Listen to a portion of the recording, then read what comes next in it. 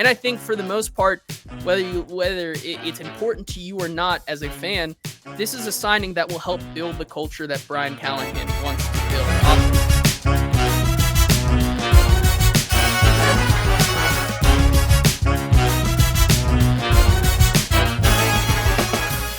Welcome in to the Hot Read podcast for Wednesday, March the 13th, here on Tuesday, March the 12th, filling in for the Director of Published Content here at Broadway Sports Media.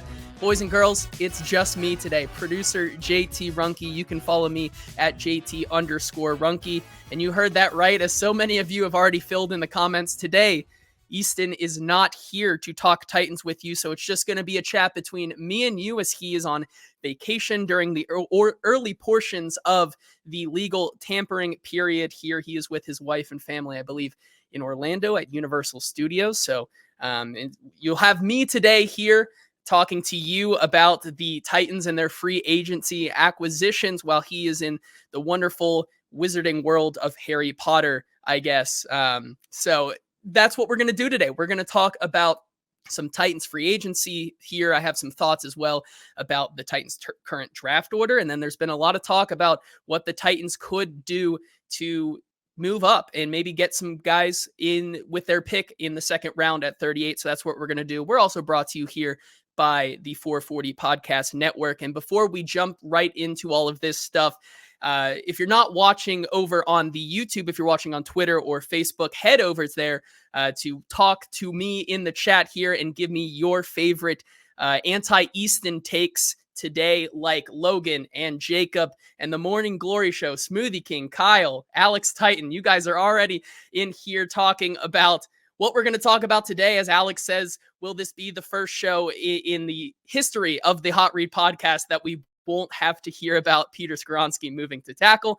Maybe. I certainly don't have a lot of things to say about Peter Skoronski today, like someone else who was on this show here, but that's what we're going to do today. The Titans were very busy on Monday when the legal tampering period opened up first for the entire NFL, but since then it's kind of cooled off a bit, and I think that was to be expected. The Titans went out there and were pretty early in the guys that they came out and got, and now they've kind of pushed back before free agency technically opens on Wednesday here. And I think you'll start to see a little bit more action tomorrow as well. But there are four moves that I think we should talk about first here with the moves that they've done today. And yep, keep your comments coming in here. We're going to get to all of those later in the show once we break down some of these free agency acquisitions that they have made today. But let's start with the first one that kind of kicked off the day and kind of set the tone here for all of free agency. And that's going to be the Titans signing Tony Pollard to a 3-year, $28 million deal, which I think has been really hotly contested over the last 24 hours or so, because as a couple of you said in here, like Derek at the beginning of the show, he hates it here, but he knew that Henry was going to leave, but it still hurts. Yes, indeed, it does. It does hurt that the Derrick Henry era is over, but I think it's also a new change of the guard here and the ideology of this Titans team. So I'm with you. It sucks that Derrick Henry is moving on to a very heated and contested rival. I would say that it's probably not the worst case scenario, considering you don't have to see him twice a year with the Houston Texans, who go out and get Joe Mixon earlier today. But nonetheless, it kind of shows that change is coming, and change is not always bad. And even though it sucks sometimes, it's just going to happen. And I think that's what Brian Callahan and this coaching staff want to do. So let's talk about that acquisition here. Tony Pollard, like I said, 3-year, $24 million deal.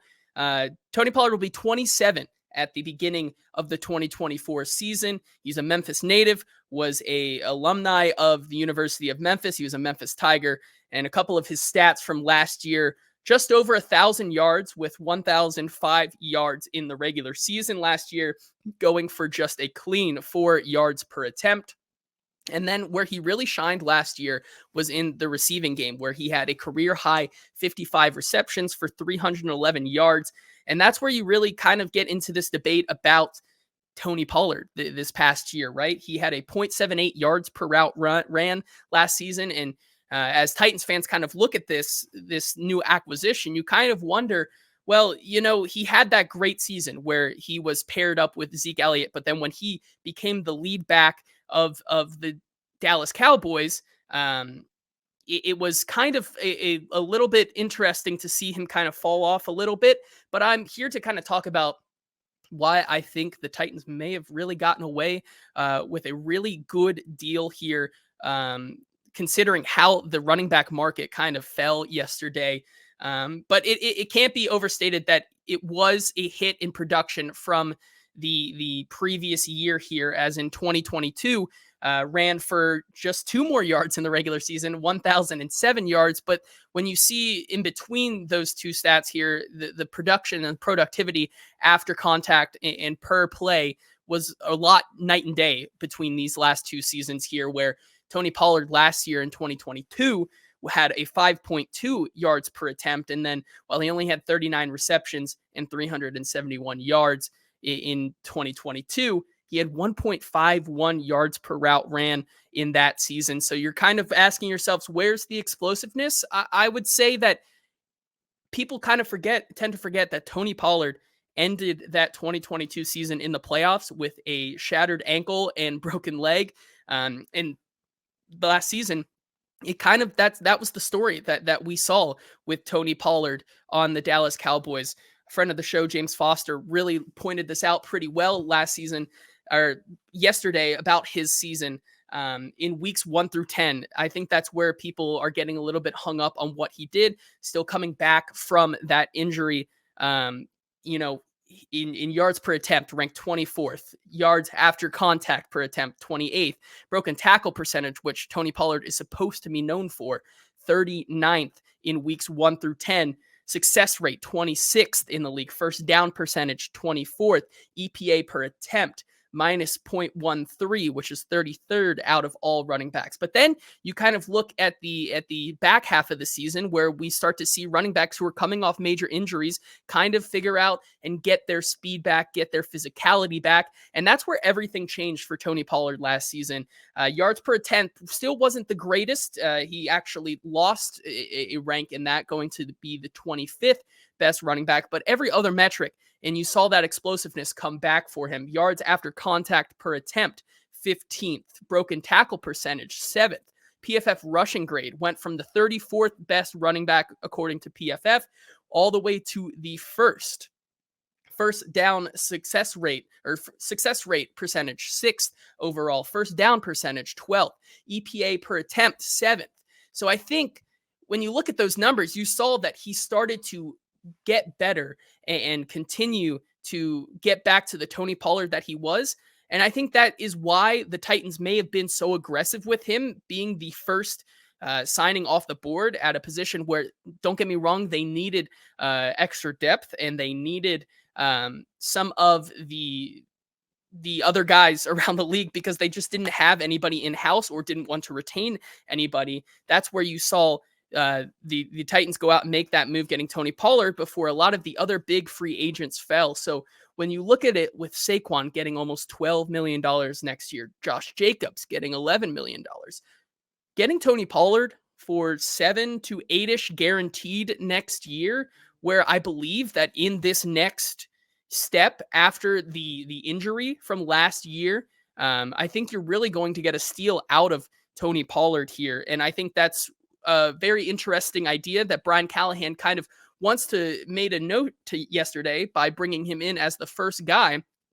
He kind of wants to make this sort of two-headed beast that he had in Cincinnati. I see a lot of what they're doing now with Tony Pollard playing more of the Joe Mixon role that he kind of made in and as Easton is now here in the comments, I just had to say this. Hey, not listening live because I'm about to catch this flight, but hope the show hasn't sucked so far. XOXO, see you soon. I kind of want to push back on that. I don't know if he's actually on a flight. I wouldn't be surprised if he was in queue for the giant Hogwarts ride at Orlando's Universal Studios in the Harry Potter land. So he could be anywhere. As Logan also says, because I brought that up, it just got worse. Yeah, we'll try to keep the Easton involvement today to a little bit of a minimum. But yeah, getting Tony Pollard for $7 million this season, when I think that in the second year after his injury here, I think that you might be able to get the same level of production that a Saquon or Josh Jacobs gets next year, and you're not paying him as much money. So that's the first guy, and my verdict on him, I would give that signing a B grade. I think he complements Tyjae Spears perfectly, and whether there's questions about who will be the 1A to the 1B, I think that's just something we're going to have to wait and see. My initial guess would be that Tony Pollard gets the 1A role. Not saying that that's how it's going to be. That's just my gut reaction right now because of how Brian Callahan has schemed offenses in the past, what has worked in the Cincinnati. When you look at how Tyjae Spears can kind of play that Samaj P. Ryan, Chase Brown role and be that explosive guy. I think that maybe you bring in Tony Pollard to be that 1A to Tyjae Spears 1B, not to say that is how it would be every single game. And like I said, that's not something we can really see until we get to that season. Before we move on to another free agent here, let's go through some of the questions here. If you have any, and if you're joining us just now live about 10, 15 minutes into this episode here, join us over in the Broadway Sports Media YouTube chat where you can leave your questions, comments, anti-Easton takes. I see that we have a couple in here about Easton being a closeted Ravens fan because he really likes to see Derrick Henry in the purple and gold. I really have no comment on that. I think that's a personal decision that he's going to have to come on here and face himself. But nonetheless, PPG here in the chat says, when do we start to panic about lack of moves today and the lack of inside linebacker?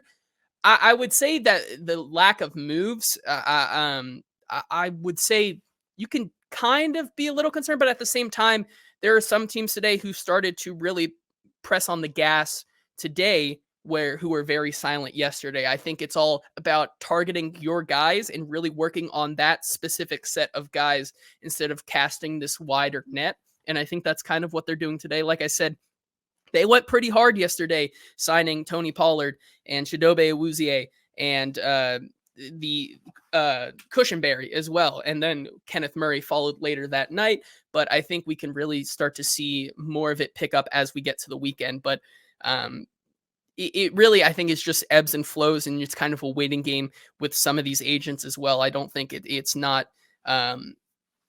something that I would be too concerned of. The lack of inside linebacker, we can get to that when we get to Kenneth Murray here, because I think that is a bigger concern. As Logan says, Kenneth Murray or Christian Fulton better in coverage. So that's something I would really like to see. We'll get to him as well. But we can get to that when we get to him. Jacob saying here, as Jake also says, no moves today's odd unless waiting on the new league year to start. That's kind of my feeling on the whole situation here. I think that there's a lot of guys. You could look at the Calvin Ridley situation where there's some team agents who are in a holding pattern trying to drive the price up. I think that could be something. We'll get to this later where the Titans and Rand Carthon could be in on some possible trades with some guys who were franchise tagged. And we can talk about them later. Jacob saying is trading a 7th for Joe Mixon preferable to signing Pollard. I don't think so. I think Tony Pollard is the better back. He's the younger back. He's been the more productive back. He's more explosive than Joe Mixon is. But I'm not going to lie that getting Joe Mixon there for a 7th is a pretty good move by Houston, and they just continue to bolster their run here to make a really good argument to be the number 1 seed here in the number 1 overall in the AFC South here. Logan also says Patrick Queen got a 1-year, $14 million guaranteed deal. Rest is not guaranteed. And we'll talk about that when we get to Kenneth as well, because I have a lot of thoughts about what he's doing as well. And Jacob saying, yeah, he might be flying on a Quidditch broom. I wouldn't be surprised about that as well. Let's move on to the second guy here, who is Lloyd Cushenberry. The second move that the Titans made today, or yesterday, I should say, bringing him in from Denver to be the new center. The first thing I'll say about him is that he's young. And the second thing I'll say about him is that the Titans actually got someone who has center size. He's 6'4", 315, according to PFF. And I mean, this is just objectively, it is an upgrade over Aaron Brewer, considering the size difference of these two. But Lloyd Cushenberry was a guy that I believe was first reported by Paul Kaharski, and then a couple other people were hearing it as well, that was connected to the Titans. And that's one of their guys that they went out and made sure that they got today or yesterday. Some of the details on the contract here from PFF.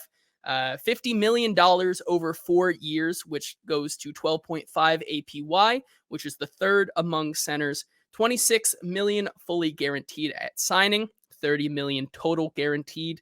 And then the biggest one to me is the $30 million of cash flow over 2 years, which is the most ever for a center. Some of the big stats of why I think the Titans were targeting him specifically. Cushenberry had a 76.4 pass blocking grade in 2023, which was also the third best mark among centers, and only allowed a 2.3% pressure rate, which was also third for the center position. And why I think this move is maybe my favorite of the year, because it also kind of tells us the direction that this Titans team is going. And that direction is, okay, they're getting the pieces here, and we'll see a lot of this, I think, through the draft, through their first 2 or 3 picks. They are getting the pieces in place to finally say, okay, what is Will Levis? Is he the guy? Is he not? And some of these deals where you're seeing the money guaranteed in the first 2 years here and not seeing that money guaranteed for the full 3 gives the team an opt-out here, where it is, okay, if Will Levis is good and he fits in this, and we're working with this, and we're really successful next year, and we're bouncing back to be a contender in the division and for the wild card maybe, and he is the guy going forward, you have those core pieces in place that you can build on atop that. And if he's not the guy here that you should be looking for, and he turns out to not be the guy over the future of the team here, at least you still have the constant, that is, you have the wide receivers that they probably will draft in this upcoming draft. You have the stalwart center who's going to ground whatever quarterback you bring in. You have this running back here. You have the pieces around it to fit Brian Callahan's mold that can be a constant to bring in the guy that you want to bring in next after Will Levis. So I think that's a big thing about this contract here, where it is bringing in a guy like Cushenberry, who is young, had his best season last year at 26. So I think some of that money will come from that. Before that, I think he was developing, but I mean, I think there's no ceiling here where a guy coming off his best season can have a full force multiplier in Bill Callahan to absolutely bring him to the next level, and you get him for the next 2 years. So if he is the guy, Levis is the guy, I think you have a good rapport there, and you allow Will Levis to do what Will Levis does best. That's really my take on Lloyd Cushenberry. Wasn't really a guy who was on my radar until yesterday, but I think it is telling to say that you're starting to see how this line is going to take shape. And I think that this was a very hotly contested thing yesterday, but I think you have at least 2 of your 5 pieces here on the offensive line set in stone. You have Lloyd Cushenberry now at the center position, and you have Peter Skoronski at the guard position, which I think helps Peter Skoronski as much as it helps Lloyd Cushenberry. Having that guy in the middle there who, like I said, only gave up a 2.3 pressure rate last year, allows Peter Skoronski not to have to help Aaron Brewer or an Aaron Brewer substitute this year, and allows him to play his own game. I think that's something that is really going to help him out. And of course, if you look at the other side of that, past Peter Skoronski on the other side, it's most likely that the Titans are going to try to take one of these 2 top tackles, whether it's Olu Fashanu or Joe Alt. And so you have a really solid left side of the line now that you didn't have for the last 2 years. The other side of the line is where I got into some murky water here yesterday. where I said, Daniel Brunskill is still under contract. And even though his knee was banged up last year, he played through it the best he could. And I think he did a serviceable job. There wasn't a lot of times that we were calling his name, maybe just because we were calling other people's names a little bit more loudly than Daniel Brunskill, and he kind of was going under the radar. However, I think that Daniel Brunskill could be the first guy in line there to take that right guard. And then we get to the right tackle position that I think the Titans could still address this week in free agency, bringing in a guy. However, they still do just have a backload of guys that they could try at the right tackle position. You have MPF, of course, who, for better or for worse, had a rocky start last year, came in, wasn't the greatest, but, he is a guy in this class here who, or in the locker room there, who has been there and knows the system. And I think Bill Callahan can definitely take him to the next level. You have a couple of other guys, as Andre Dillard, who's still on the roster. With every passing day that Andre Dillard is not cut, the percentage of my belief that he is still on this team come next offseason or opening or preseason it grows every single day that he's not cut. And of course, if you're trying to go out and get one of these left tackles in the first or second round of the draft, you think maybe that they're keeping him for a reason, and that may be to try him at right tackle. Obviously, Rand Carthon talked about Dillard having some skills that you just can't teach. Maybe trying to see if Bill Callahan can work him at right tackle, even though it's probably not a very well-liked idea there. It could be a very possibility. And then the other one here, which I think Zedine also brings up here, Brunskill and Radens will compete for right guard. It's interesting that I'm not sure if Dylan Radens really does get a shot to be the starting guy. Personally, I'm not very high on Dylan Radens. I think he did a serviceable job, but like Logan said, if Brunskill becomes your worst lineman, then you're vastly improved, and I think that's the biggest part here, right? Whether it is Radens or if it is Brunskill, if that right guard position right there is the worst, and they do end up signing a right tackle in free agency, or they sign a left tackle and get a new right tackle in the draft or something like that, and Brunskill, that right guard position becomes the worst out of all five of them, I think you're in pretty good shape compared to where you were last year. Jacob also saying Titans move on from Derrick Henry and keep Andre Dillard. Nito, it's sometimes that's how it goes, and we can talk a little bit about Derrick Henry as well. If you're just joining, like I said, if you're just joining us live here and want to join the conversation like so many are here today, head over to the Broadway Sports Media YouTube page where you can join the conversation here if you're watching on Twitter or Facebook.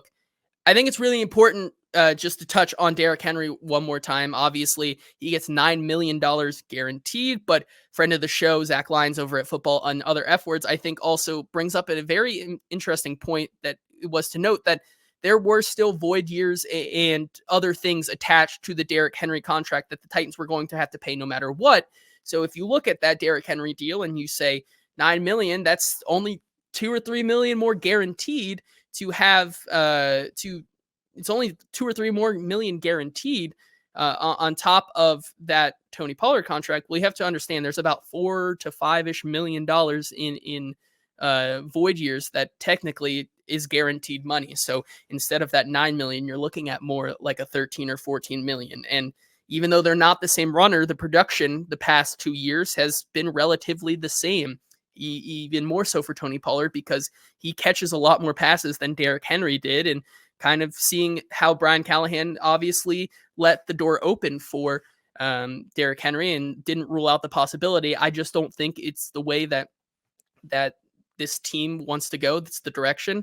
Obviously, he goes to a situation now with Lamar Jackson, and I think that is something that really is going to work for them. Obviously, not trading him at the deadline is a little bit of a head scratcher in hindsight, but he ends up going to the Ravens anyways, and that's how they want to build their team. But Brian Callahan, I think, has a very different vision to what the running back situation looks like for this team. So between that and then also Tony Pollard being younger, and then also having a couple of void year money on top of a guaranteed contract here. I'm not sure. It just didn't ever really feel like, unfortunately, Derrick Henry coming back to the Titans made a lot of sense.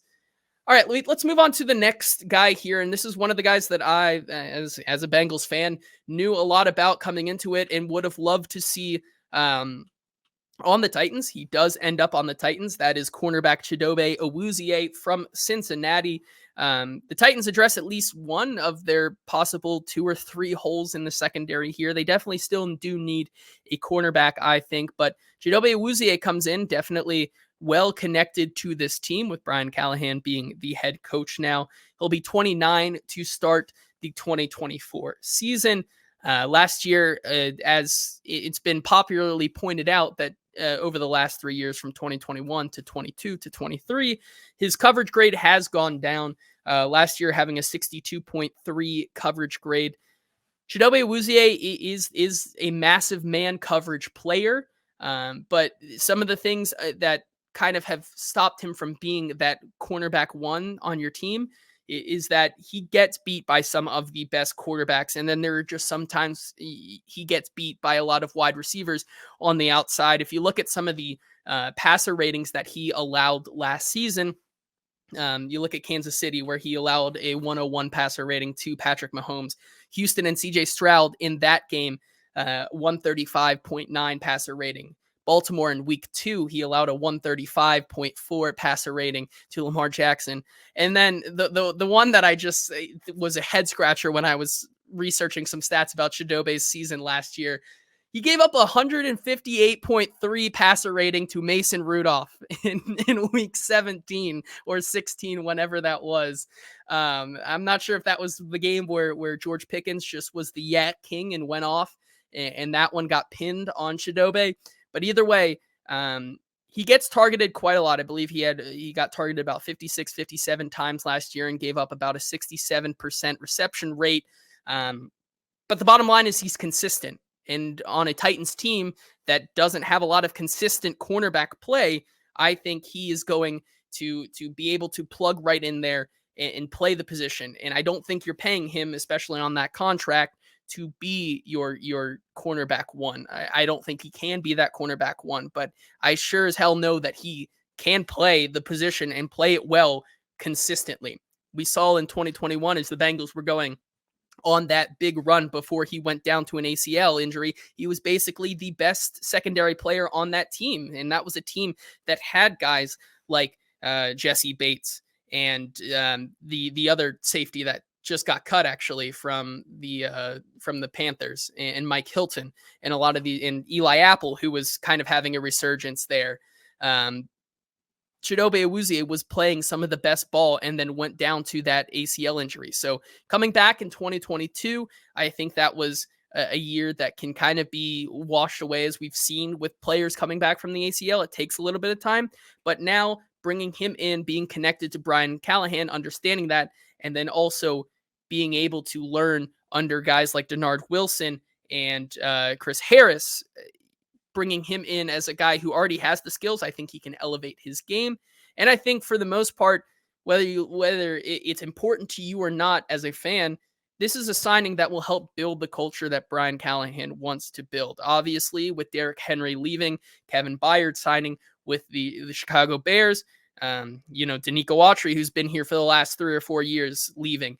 Aziz Al-Shair, who after 3 weeks in training camp was named a team captain, leaving as well. You really don't have that many leaders left on either side of the ball. I mean, Will Levis is a very competitive guy and will for sure be a leader this season. I foresee Tyjae Spears probably being a leader on that offense as well. But on the defensive side, you have guys like Harold Landry and Jeffrey Simmons, but not a lot else. And I think that as Brian Callahan starts to make his regime and build his culture, bringing in a guy he's very comfortable with, like Chidobe Awuzie, is a big thing for him. And I think that went into a lot of the decision to bring him in. I think it was just a perfect match for a guy. The contract as well is a little bit kind of like Cushenberry's as well. It's a 3-year, 36 million with only 22.98 of that million guaranteed. So first 2 years of the money is guaranteed. That third year is really up to the team there. A couple of escalators as well to get him to that 36 million. But at the end of the day, like I said, I think it's as I would rank them, it's my third, but I don't think it's a bad signing. It's the one that I think a lot of people thought. It's one that is really interesting because I would like to see if he can bounce back. But at the end of the day, it's a consistent corner that the Titans really need with the loss of Sean Murphy-Bunting and the most likely, God, hopefully not bringing back a guy like Christian Fulton or anything like that. The Titans desperately needed it here. And that's what I really have to say on Chidobe. I think he's a good player, but ultimately I think he could improve or he could stay consistent. There are going to be times where Titans fans will probably be shaking their head at Chidobe Awuzie, where he has some of those bad games, like a 158 against Mason Rudolph passer rating. But at the end of the day, I think he's going to be a cornerstone of this Titans defense and a leader, and I would not be surprised if he is one of the players come training camp to don that C week 1. Before we get to the one that I have some very questionable thoughts on, a couple of other questions in here, comments as well. D Good saying Dillard being on this roster makes my skin crawl. I would agree with you there. As Logan pointed out, yes, the game that Chidobe gave up that passer rating, Pickens had caught 4 balls for 195 yards and 2 touchdowns. That's a lot. Zedine also saying, I know this is Titans talk, but quick thoughts on the Bengals offense. Mixon traded. Higgins requested a trade. Boyd is a free agent. Burrow and Chase are the only ones left. Sure. I mean, yeah, there are some things here with the Bengals that I think are really interesting. I think you could see the writing on the wall that it was Joe Mixon's last year asking him to take a pay cut. And then they were going to outright release him, but getting a 7th back, if you can get that compensation for a guy you're going to release, might as well take it.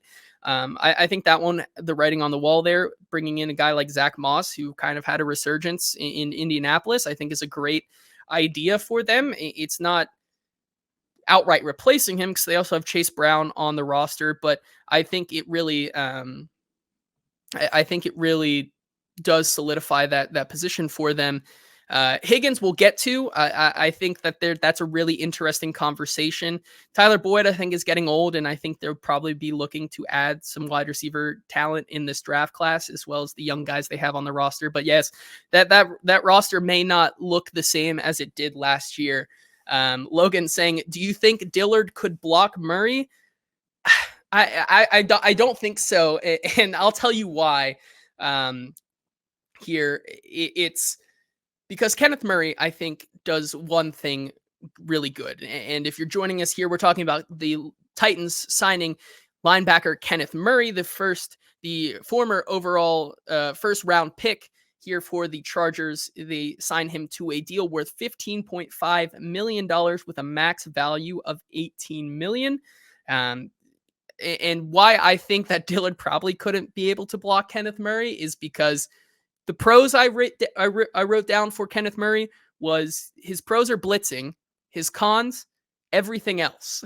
I'm sure you saw last night as the signing was made that there were a lot of videos floating around of, I think I even quote tweeted one where Kenneth Murray just seems to be a little bit lost out there with everything, with everybody. And the play developing, right? I think it was he looked a little lost out there, and I think that's the real thing about his game is that he's a very athletic freak. He's got the traits, the football knowledge and vision just really isn't there. And so with a black hole at the position for the Titans, bringing him in to this room doesn't really move the needle whatsoever. For me personally, if the bottom line is that you're going to roll out like a Kenneth Murray and then also have Otis Reese out there, I think that you could bring in anybody else that you want. I think you're still going to be able to get beat every single time because of that linebacking core. But I think the biggest thing here, and it was brought up a little bit earlier about some of the other moves that were made. Patrick Queen getting signed, Azeez Al-Shaair going to the Houston Texans here. The former Raven Patrick Queen going to the Steelers on a 3 or $41 million contract, where the first year is truly guaranteed and the rest is really an option. And then also Azeez Al-Shaair getting about 11.3 AAV. To give a guy like Kenneth Murray 7 or 8 per year APY, would not be able to spend on the money to lock down that position, I think is a big question mark here. And unless they truly believe that this team can work with Kenneth Murray and make him that guy, I still feel like it's not going to be enough. And so that is where we get to that conversation of, am I concerned that while the inside linebacker kind of pool of free agent players is dwindling, I would really like to see the Titans start to look that way as well. And I think that it's one of those situations here where it seems maybe they would try to address it through the draft. And as Logan says, Titans must like this rookie class. However, the general consensus is that this is, next to maybe running back, it's one of the worst classes this year. And so I think Logan also makes a great point here. Rand banking on his ability to identify linebackers in the draft after San Francisco's success. I think that could be the reason why that they may have found a couple of guys in this draft that they really like and are going to use some of that late round capital on, so that they can kind of get some real value there. I think that's a very real possibility here, but I still think that you need a true field general inside linebacker back there, and I don't think Kenneth Murray really fits that bill. But it'll be really interesting to see how they play that through the draft. ZD also bringing up here, Murray seems like a more athletic Rashaan Evans, who wasn't terrible in retrospect, but some plays I wanted to pull my hair out. It's kind of like watching a couple of the highlights for Kenneth Murray. It is a little bit frustrating and a little worrisome. But with the staff they put together, I wouldn't be surprised. And like you said, with Rand being really good at finding those late round gems, I wouldn't be surprised if they're able to find some value there, and that's really where they're going to build that position up. So those are the 4 free agents so far. If you have any thoughts about how you would rank them already, please leave those in the comments here. Daniel saying the only real upgrade the Titans have made is at center. I would agree with that, and I think that shows in the money that they gave him. Like I said, the most cash flow to a center out of any center currently over the next 2 years. They definitely went to overpay to upgrade at the position, and I think you really saw that in that perspective. But still, being very cautious with your money, right? I think even though they have a lot of money to burn, doesn't exactly mean you should burn all of that money, because there are still so many holes on this team. But I think for what it's worth, for what you had last year, bringing in a guy like Tony Pollard, who I think could get back to that 2022 production now that he will be 2 years removed from absolutely shattering his leg, and then bringing in a consistent corner like Chidobe Awuzie, I don't think it's terrible. It's not the end of the world there. I think those are very good moves that the Titans made early in this cycle here. And I think we also kind of, because there were so many moves happening so fast yesterday, now that it's kind of simmered, people are starting to get so hyper fixated on these guys today that they're like, oh, I don't know if this is an upgrade or not. But I assure you, I think these are a lot of good moves outside of Kenneth Murray, who I think he has the potential to be really good, but will that happen? Not quite sure. We'll have to see that. And yes, Logan, I see your comment. We're gonna get back to all of those at the end of the show, because I think it'd be really funny if we just have a Easton Freeze show and tell that we'll go through at the end here. As CS Oilers said, need to get younger here as well. I think that's kind of what they're doing. If you look at all the ages of a lot of these guys, Chidobe will be 28. or I believe 28 or 29 this season, on the right side of 30, though, for sure. 29 at the start of the 2024 season. Cushenberry will be 26, Tony Pollard 27. Definitely getting younger at these positions, and they really do need to. So let's move on here to another interesting topic that came up today. And well, before I do that, let's talk about some guys that the Titans may also be on. I know today it was reported that Chase Young will be meeting with the Titans. Few quick thoughts on that. If you have any thoughts, leave them in the comments here. And if you are just joining us now, join us over on the Broadway Sports Media YouTube page to leave your comments and your thoughts about the Titans acquisitions here in the early part of free agency. There's two guys here I want to talk about. We'll talk about Chase Young first. If they bring him in on maybe a 1-year prove-it deal and he kind of gets back to that early form that he had, I wouldn't be mad at it, right? Obviously, overpaying for Chase Young, I think you can like if you're overpaying for Chase Young, I start to question why you wouldn't overpay for a guy like Azeez Al-Shaair or a Patrick Queen, right? Like if you're overpaying Chase Young to get him in there, which is obviously a need, but I would argue that inside linebackers are more of a need for this team. Logan says Chase Young is Clowney 2.0. I mean, his production has fallen off a cliff. Even joining the San Francisco 49ers, did not have a lot of production. Made a few big plays down the stretch there, but really didn't show up too much here. Z-Dean saying, I don't want anything to do with Chase Young. The 49ers gave up a third and are not interested, so why would anyone be? I think it's because of the traits of the player. Like, I mean, same argument for why the Titans may keep Andre Dillard. There are some traits that you just can't teach, and those are very interesting to NFL teams, and they want to grab them if they can. Derek saying if they get a wide receiver in the next couple of days, I'd be happy with the free agency class so far. We'll talk about one specific wide receiver who also has Brian Callahan connections, but the other player that I think the Titans may still look to be in on is a current Bengal who is a free agent as well, DJ Reader, who I think if you're going to try to get Chase Young, you might as well go out and get the real deal in DJ Reader. He's a guy who I think can totally step into that tier Tart role and play it just as good, if not better. DJ Reader, big dude in the middle there, absolute run stuffer, has been an impact player for the Cincinnati Bengals for the past 2 to 3 years. And I think bringing a guy like him in fills that need and makes you feel pretty solid about your front defensive line there. It allows a lot of opportunities for Jeffrey Simmons to truly get after the quarterback down the stretch there, if he's the one taking up all that space in the middle there. So yeah, if you're going to have a chat with Chase Young, you might as well just see if you add a couple $1 million on the top of that one there to DJ Reader, see what happens, right? But then we can move on here to the biggest thing for me, as Derek says, if they get a wide receiver in the next couple of days, I'd be happy with the free agency class so far. And there's been a lot of talk because T. Higgins has officially requested a trade.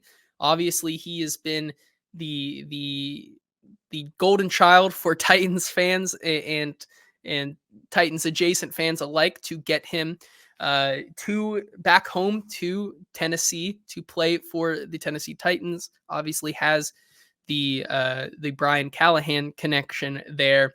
But he's not the only franchise tag player here today that has been linked to the Titans, and that's Ljarius Sneed, who Buck Rising reported earlier today. The Titans have very much interest in him, and it seems like there are talks being had.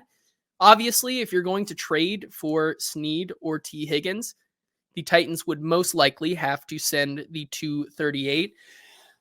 Goodness, have a tickle in the back of my throat. But if you're going to get either one of those guys, you're going to have to send the 38th overall pick for one of those guys. So who would you rather take them for?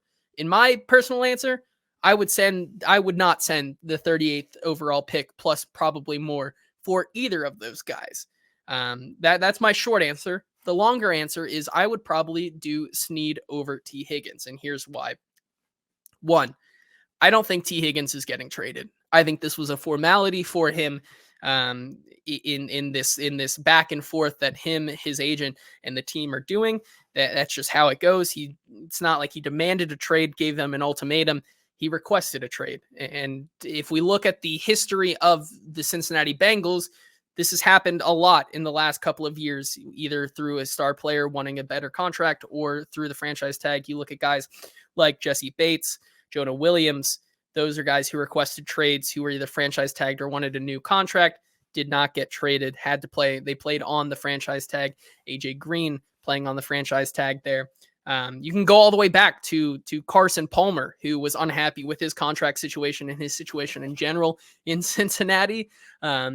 Gave them an ultimatum that if he wasn't given a new contract or traded, or I think it was more just if he was not traded, he would not play. And it took the Bengals about 10 to 11 months to finally get a deal done and trade him to the Oakland Raiders. Then it just doesn't happen with this Cincinnati Bengals team.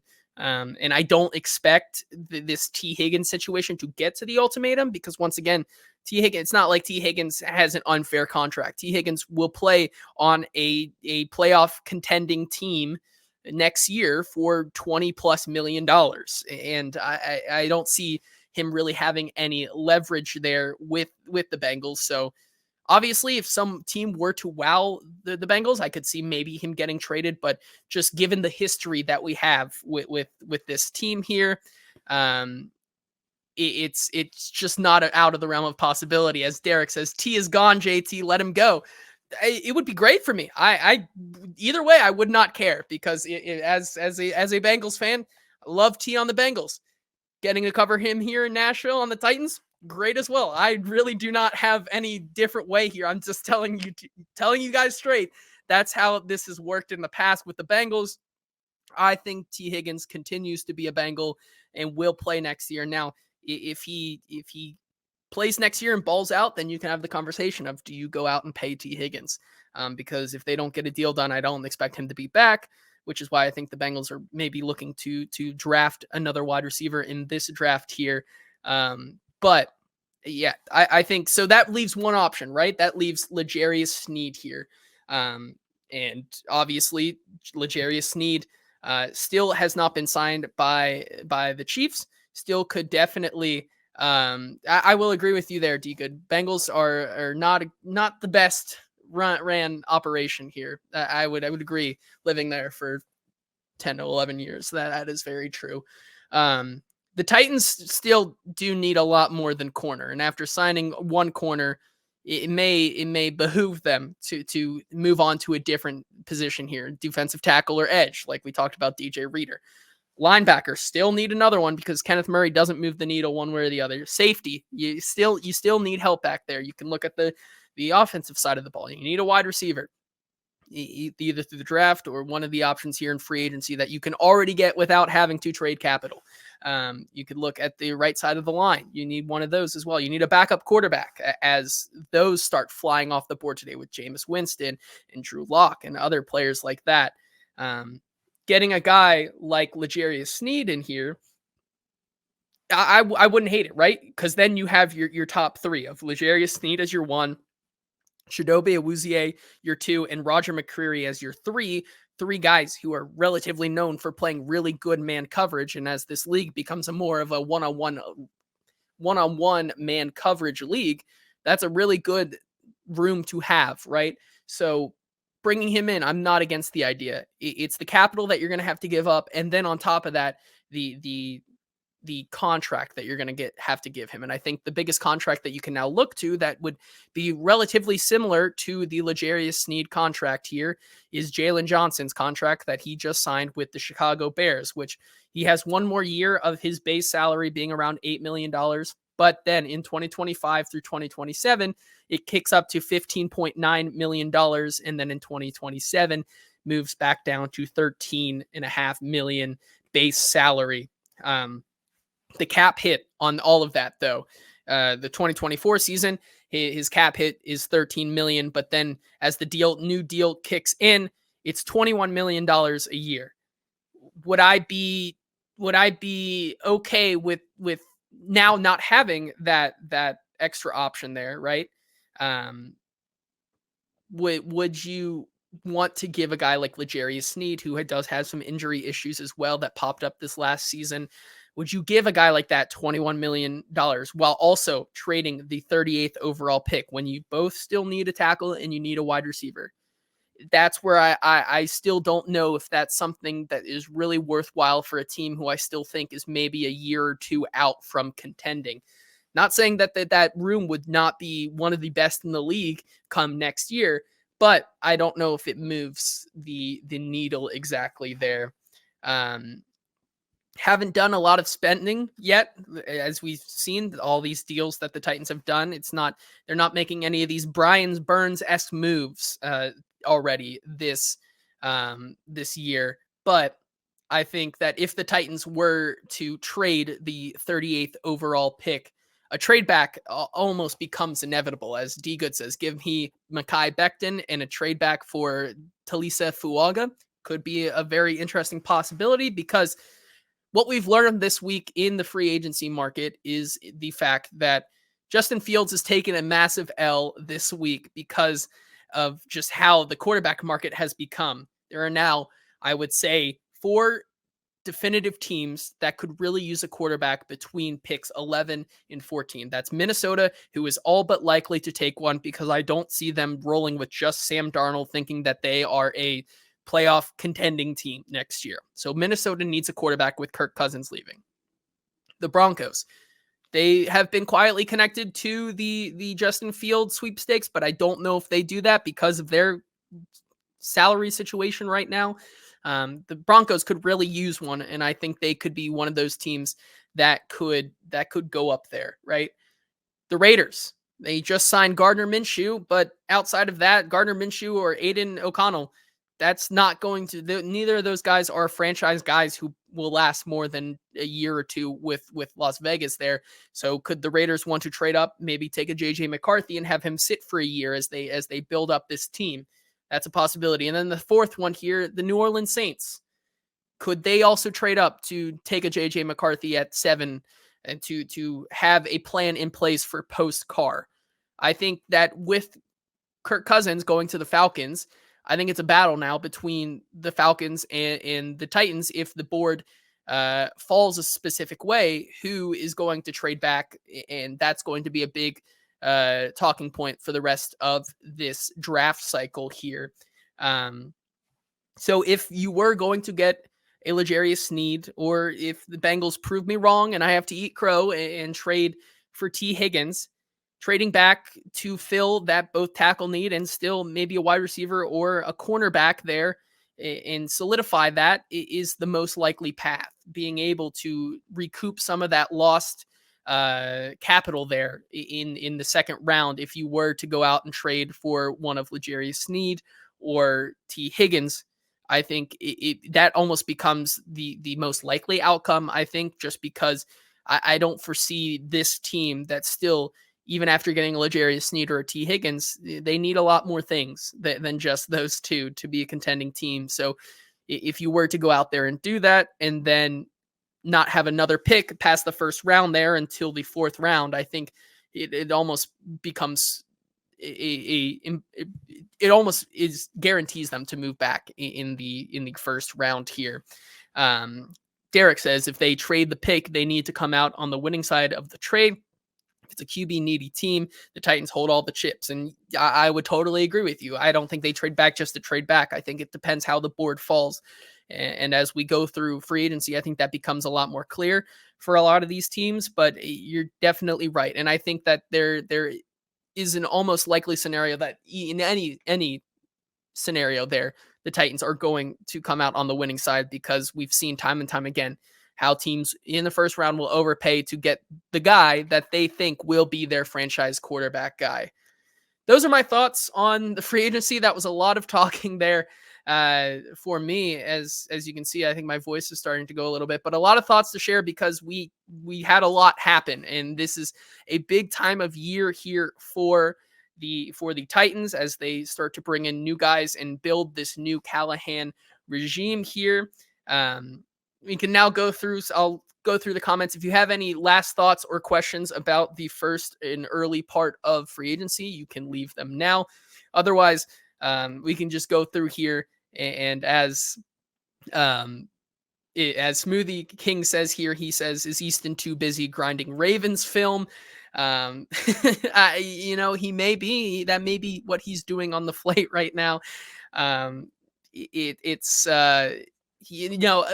With him on the Ravens, I don't think he's trying to be a Ravens fan, right? I don't think that's what he's doing. I think he's trying to say that he wants Derrick Henry to succeed, right? But that's really it's a tough look. I will give you that one. He is not fighting the Ravens allegations very well this week so far, and so I think that's very interesting. But I think that if there are no other questions here, I think that's going to do it for this episode today. Thank you all for joining us today, or just joining me, because it was a good time to talk about my thoughts about this Titans free agency class and where I think they're headed, as well as give Easton some time off. Hopefully you enjoyed this, and we'll be back to normal on Thursday, this upcoming Thursday, after free agency is officially open, to talk about any other moves or any of the news that happens this week. Remember to subscribe to Broadway Sports Media on YouTube. Follow the Hot Read Podcast at Hot Read Pod on Twitter, Instagram, and TikTok. A lot of good content going up over there, like a couple of draft videos that we are making still from our time at the Combine. Follow me on Twitter at JT_Runke for a lot of coverage this week and going forward as we get past free agency and back into the draft. We'll have a lot of content there as well. I guess you can follow Easton at Easton Freeze over on his Twitter page, because he will be back. But that ends my yapping sesh of the year. This has been the first annual Producer JT Yap Sesh. We will be back to our normally scheduled program on Thursday. But until then, this has been the Hot Read Podcast. We'll see you then.